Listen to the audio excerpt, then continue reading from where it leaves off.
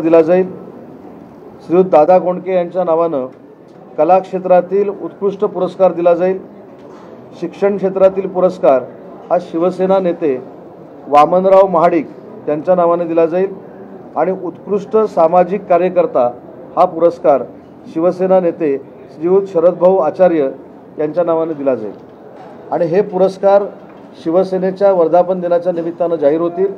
आणि या पुरस्काराचं वितरण शिवसेनेचे मुख्य नेते आदरणीय एकनाथ शिंदे साहेबांच्या शुभ हस्ते याचं वितरण होईल। असे 6 प्रमुख ठराव आजच्या पहिल्या सत्रामध्ये पारित करण्यात आलेले आहेत आणि मला असं वाटतं की शिवसेना ज्यावेळी संघटनात्मक काम करते त्यावेळी एकनाथ शिंदे साहेबांच्या नेतृत्वाखाली एकनाथ शिंदे साहेबांच्या पुढाकारानं जे आज हे पुरस्कार आम्ही जाहीर केलेत या सर्व नेत्यांचा काही लोकांना विसर पडलेला होता, परंतु वंदनीय बाळासाहेबांच्या साथीनं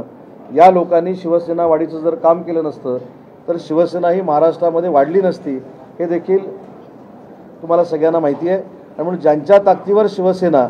जी वंदनीय बाळासाहेबांच्या विचाराची वाढली त्या शिवसेना नेत्यांचं काम हे दीपस्तंभाप्रमाणे शिवसैनिकांच्या आणि महाराष्ट्राच्या समोर राहावं यासाठी या पुरस्काराचं आयोजन केलेलं आहे। परत सांगू, उत्कृष्ट कामगार पुरस्कार शिवसेना नेते दत्ताजी साळवी साहेबांच्या नावाने, नाविन्यपूर्ण उभरता उद्योजक